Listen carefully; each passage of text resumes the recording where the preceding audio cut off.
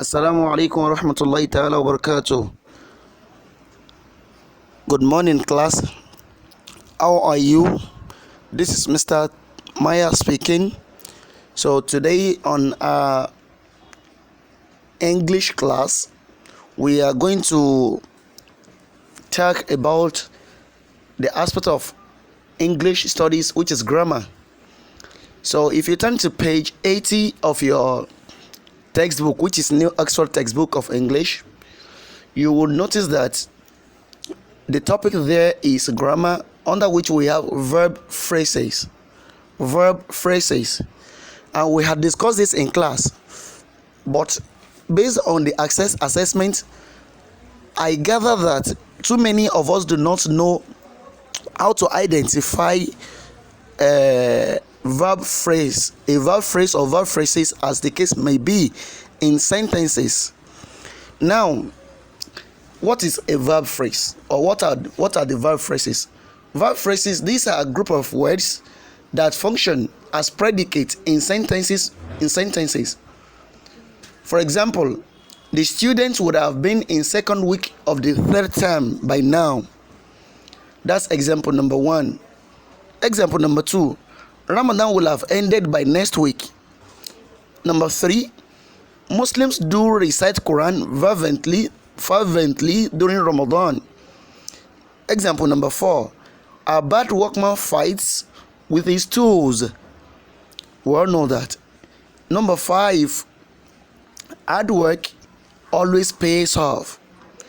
Now, the bolded words are the examples of verb phrases, and it can be observed that a lexical verb or finite, that's what I mean by it, is the same thing as finite verb, with or without the help of an auxiliary verb, can assume the designated position for a verb phrase. We had discussed the types of verbs in our classes, so we were made to realize what are the lexical verbs and what are the auxiliary verbs. So lexical verbs are verbs that do not need help of any other verb to function properly in a given sentence. Like example number 4, and likewise example number 3. You will notice that these two examples do have only one verbs. In example number 3, we have only do. Muslims do recite Quran. And in example number 3 has more than one verb. Do recite are actually two different verbs. So the do here functions as an helping verb. But in example number 4, it is only in example number 4 that we have a lexical verb or a finite verb, which is fights. The rest of the sentences have more than a verb. So for instance, in example number 1, we have would have been. So that is 3 different verbs. The first one being auxiliary verb, the second one likewise have, and the third one, they come together to form what we call verb phrase.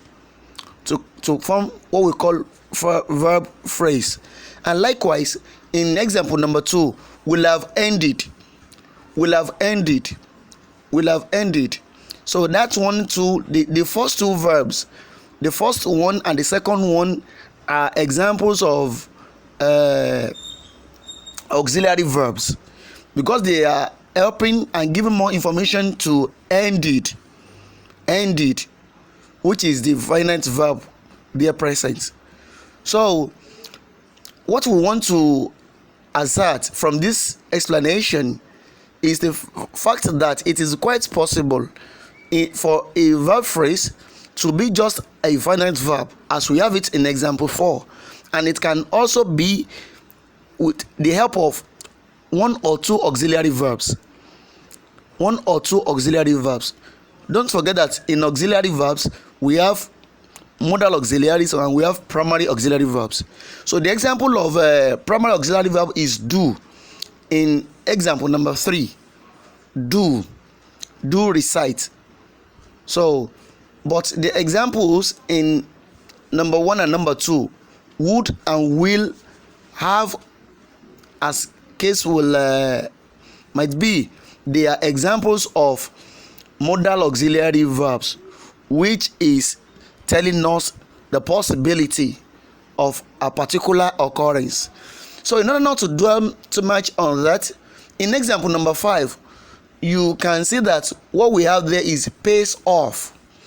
So this will lead us to a little explanation on difference between verb phrase and phrasal verbs. Verb phrase is a group of words that have only verbs. They do not have prepositions. They do not necessarily need any preposition. But in the case of example number 5, you can see pay, pays, and off. Off being an example of what? A preposition. An example of a preposition. So now, when you are talking of a verb phrase, so you are talking of purely verbs, irrespective of the types, probably lexical, finite, or with the help of auxiliary, modal, or primary auxiliary verbs. But when we are talking of phrasal verbs, these are types of verbs that have another meaning aside from just ordinary ones that we know, and they always appear. You have a verb and in company of a preposition, a verb in company of preposition, like example of pays off, make up, dwell with, and what have you. So that is about that. Now we went further to explain that verb phrase is the most important constituent of any given sentences. What this simply means is that nobody can make a meaningful sentence without or in absence of a verb, be it finite verb, be it modal, be it auxiliary verbs. You must have either of it. Trying to make a sentence without the help of any of these two will make such a sentence redundant. What do I mean by redundancy? It will make them meaningless, useless, so they will not be meaningful. So now, going now to the assignment.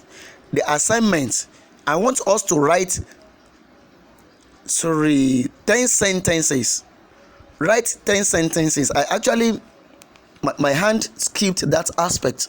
So I want you to listen to this. You should write 10 sentences of your own.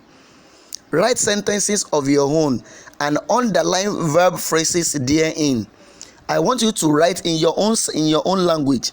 Write 10 sentences and underline the verb phrases in those sentences. So before we call it a day, let me quickly summarize the lesson for today.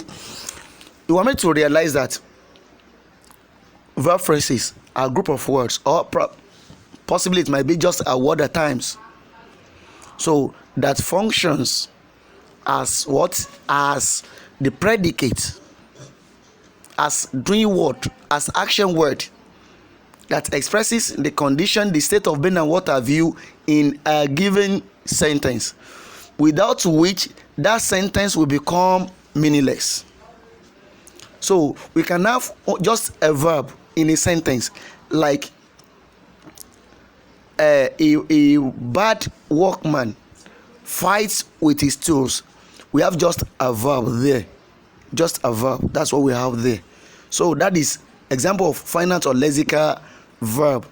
And likewise for the rest of the sentences, you can have one lexical verb with help of other auxiliary verbs.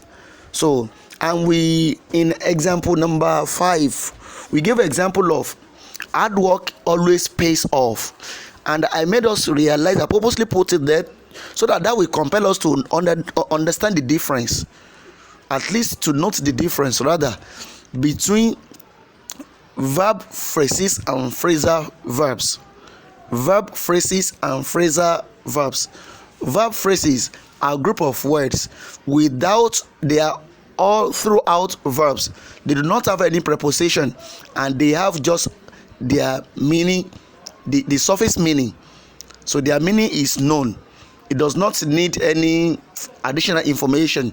But when it comes to phrasal verbs, they are verbs. You have a verb and you have one preposition with it.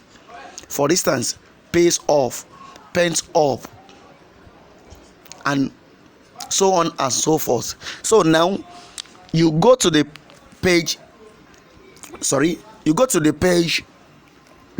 page 80 of your textbook and read further on it. And the assignment given to you is to write 10 sentences of your own and underline the verb phrases therein, to be submitted not later than inshallah Wednesday. May Allah ease our fears and accept our ibadat in this holy month of Ramadan, and return the mercy to our life and grant us our heart desires. Innahu ala dhalika qadir. So assalamu alaikum wa rahmatullahi ta'ala wa barakatuh.